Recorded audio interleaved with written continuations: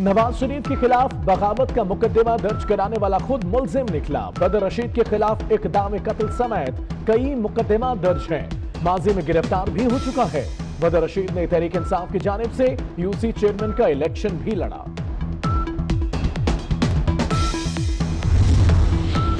नवाज शरीफ समेत 40 लीगी रहनुमाओं के खिलाफ गद्दारी का मुकदमा रियासत या किसी रियासती इदारे ने दर्ज नहीं कराया। आम शहरी बदर रशीद की दरख्वास्त पर दर्ज किया गया। लाहौर पुलिस का वजाहती बयान आ गया। तर्जुमान लाहौर पुलिस का कहना है, कानून के मुताबिक दफात दर्ज की गई, जिसके खिलाफ सबूत होगा उसी के खिलाफ कार्रवाई आगे बढ़ाई जाएगी। मुद्दई मुकदमे से गवर्नर पंजाब चौधरी सरवर का कोई ताल्लुक नहीं। तर्जुमान की वजाहत।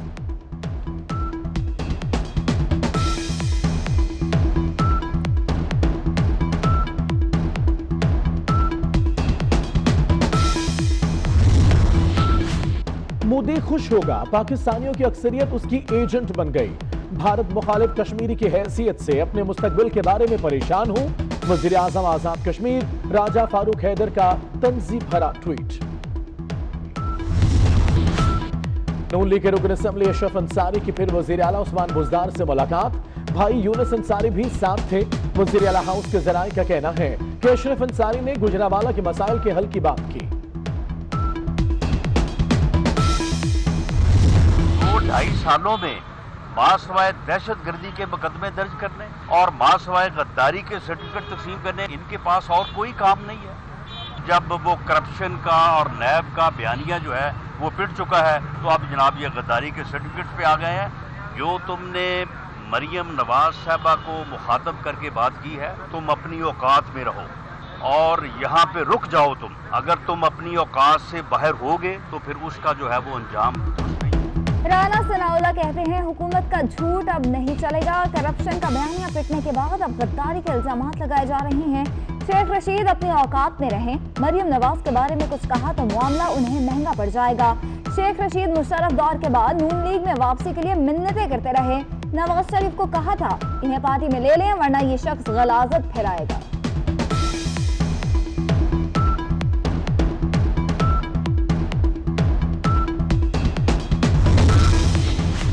बिलावल भुट्टो ने सदारती ऑर्डिनेंस के जरिए सिंध के जजायर का वफाक से इलाहाक मुस्तरद कर दिया। कहते हैं पीपल्स पार्टी सिंध के जजायर के गैर कानूनी इलाहाक की मुखालिफत करेगी। पीटीआई हुकूमत के ऑर्डिनेंस और मोदी के मकबूजा कश्मीर में इकदाम में आखिर फर्क क्या है? सूरत हाल पर गौर के लिए सिंध काबीना का इजलास आज शाम 4 बजे होगा।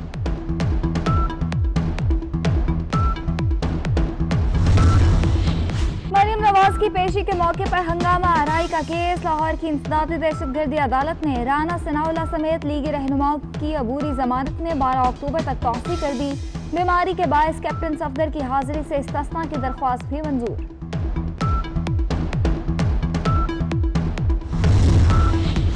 नून लीग की पार्लिमानी पार्टी का इजलास कल होगा। मियां नवाज शरीफ भी खिताब करेंगे। एहतजाजी हिकमत अमली और पीटीएम मामलात पर तबादले ख्याल किया जाएगा।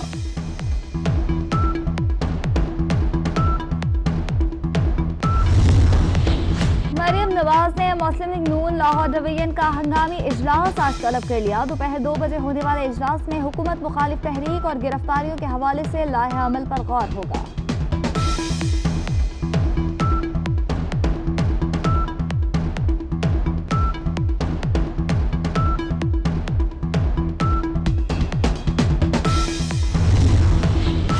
पीपल्स पार्टी के तहफ्फुज़ात के बायस ऑपोजिशन के जलसों का शेड्यूल तब्दील। पहला जलसा 16 अक्टूबर को गुजरावाला, दूसरा 18 अक्टूबर को कराची में होगा। 25 अक्टूबर को कोयटा में पावर शो होगा। 22 नवंबर को पेशावर और 30 नवंबर को मुल्तान में जलसा होगा। लाहौर में 13 दिसंबर को ऑपोजिशन का सबसे बड़ा इकट्ठ होगा।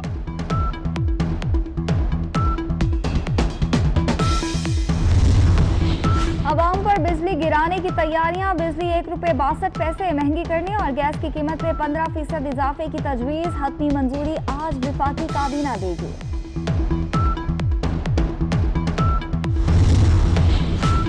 पाकिस्तान स्टॉक एक्सचेंज में दूसरे रोज भी मंदी। 100 इंडेक्स में 600 से ज्यादा पॉइंट्स की कमी। 39,000 की नफसियाती हद से बरकरार न रह सकी। सोना 1,000 रुपए महंगा। फी तोला कीमत 1,13,200 रुपए हो गई। इंटरबैंक में डॉलर 24 पैसे सस्ता 164 रुपए 8 पैसे का हो गया।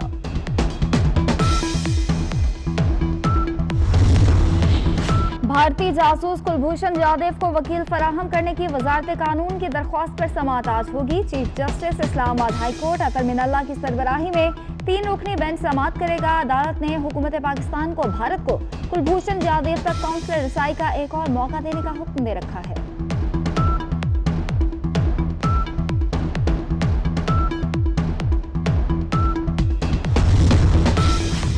पाकिस्तान और जापानी बहरिया की मुश्तरका मश्क में पाक बहरिया के जहाज PNS जुल्फिकार और जापानी जहाज ओनामी ने हिस्सा लिया। तर्जुमान पाक बहरिया के मुताबिक मश्क का मकसद दोनों मुल्कों के दरमियान ताल्लुकात और ऑपरेशंस को फरोग देना है।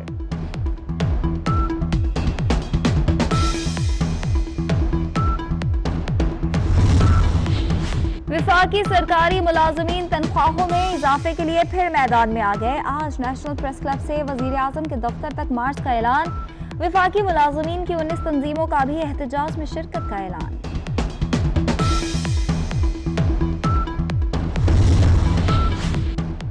कराची समेत सिंध में नादहिंदा सरकारी अस्पतालों के गैस कनेक्शन काटने की तैयारियां मुकम्मल। 10 अक्टूबर तक तमाम वाजिबात जमा कराने के हक में नोटिस जारी कर दिए गए।